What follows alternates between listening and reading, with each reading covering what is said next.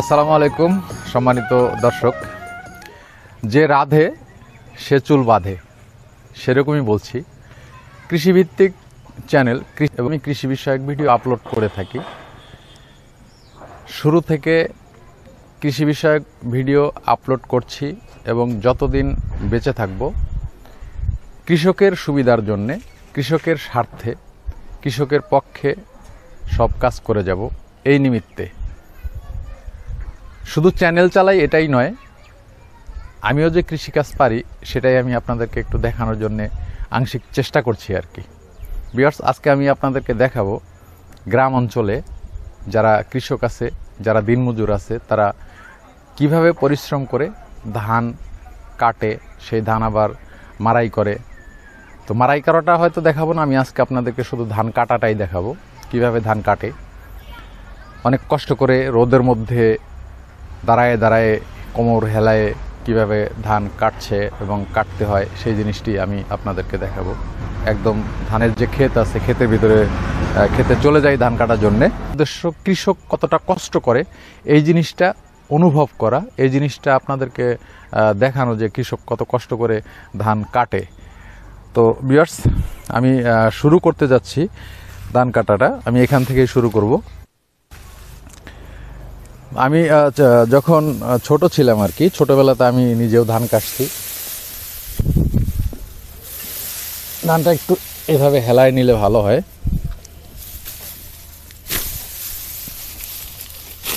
যে কথা বলছিলাম, যে রাধে সে চুল বাঁধে, বাঁধতে জানে। তো আমি ইউটিউব করি, এর মানে এই না যে আমি শুধু ইউটিউবই করি, ভিডিও করি, এটা ওটা। আমি যে ধান কাটতে পারি সেই জিনিসটি আমি আপনাদেরকে দেখাচ্ছি আর কি। আরও কিছু কথা ভিউয়ার্স, যে বাংলাদেশ কৃষি প্রধান দেশ, আর বাংলাদেশের কৃষির মধ্যে সবথেকে গুরুত্বপূর্ণ হলো ধান। কারণ বাংলাদেশের প্রধান খাদ্য হলো ভাত। প্রধান খাদ্য ভাত হওয়ার কারণে বাংলাদেশের প্রধান শস্য ধান। আর এই ধানটাই যে এখন কাটা হচ্ছে, এই ধান কাটার পরে এইখানটাতে আবার ভুট্টার চাষ করা হবে। এখন যদিও দ্বিতীয় প্রধান খাদ্যশস্য ভুট্টা হয়ে ওঠেনি, তবে আমাদের এই উত্তরাঞ্চলে দ্বিতীয় প্রধান খাদ্যশস্য ভুট্টা।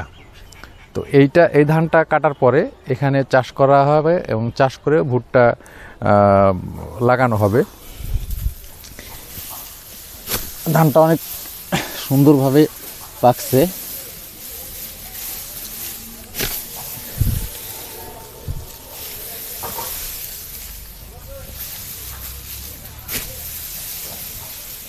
তো ভিউয়ার্স, কি মনে হচ্ছে আমার কাটা দেখে? বোঝা যাচ্ছে না যে আমি কৃষকের সন্তান? আমিও কৃষক।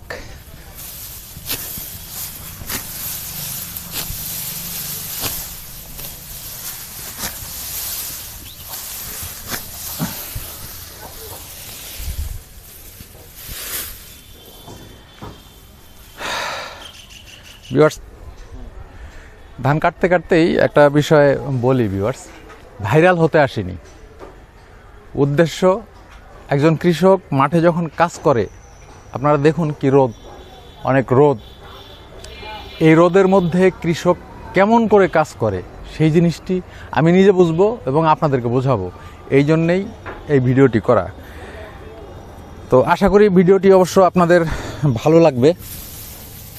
যদি ভালো লাগে ভিডিওটিতে একটা লাইক করে দিবেন এবং কমেন্টস করে দিবেন আপনাদের কেমন লাগলো সেই জিনিসটি জানানোর জন্যে।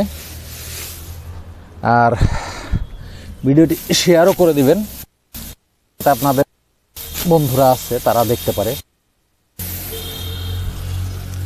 আমার এই কাজটাকে আপনাদের হাস্যকর মনে হলেও আমি মনে করছি যে কাজটা অনেকটা গুরুত্বপূর্ণ।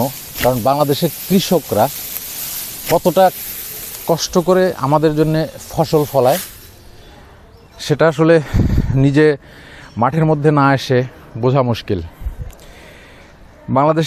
বাংলাদেশ কৃষি প্রধান দেশ হওয়ার কারণে এদেশের কৃষকরা সবসময় এই দেশের জনগণের জন্য, এই দেশের মানুষের জন্যে ফসল ফলিয়ে থাকে। প্রধান খাদ্য ভাত, আর প্রধান খাদ্য যেহেতু ভাত, সেহেতু ধান আবাদ করাটা অত্যাবশ্যকীয় হয়ে পড়ে। এজন্য কৃষকরা ধান আবাদ করে। তো কৃষকদের যে কষ্টটা হয় সেই কষ্টটা আমরা বুঝবো।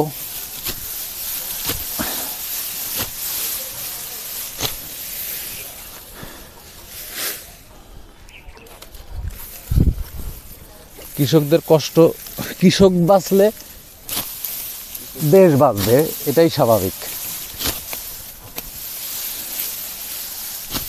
বাঁচবে কৃষক, বাঁচবে দেশ, তবেই হবে সোনার দেশ। কৃষক না বাঁচলে সোনার দেশ করা সম্ভব নয়। তাকাই দেশের উন্নয়নে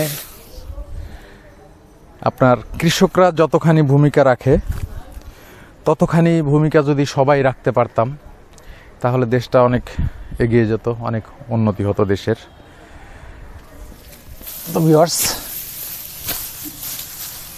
আমার ধান কাটা কি ঠিক আছে? ধানের গোড়ায় একটু দেখাই হতো, ধানের গোড়ায় দেখাইলে তাহলে বোঝা যাবে। ভিউয়ার্স দেখেন,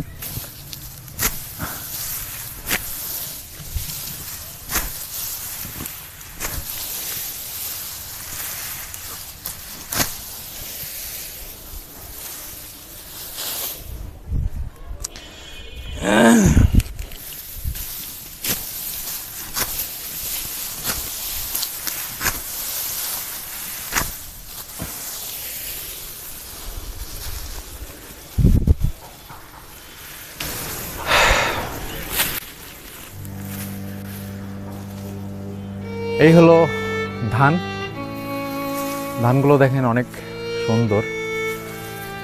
আসলে এই 7-8 মিনিট নিজে হেলে, নিচের দিকে হেলে কাঁচি দিয়ে ধান কেটে অলরেডি আমি হয়রান হয়ে গেছি। এভাবেই কিন্তু আসলে বোঝা যায় যে একজন কৃষক সারাদিন যখন কাজ করে কি পরিমাণ কষ্ট না করে। আমরা কৃষককে অবহেলা করি। কেন কৃষককে অবহেলা করব?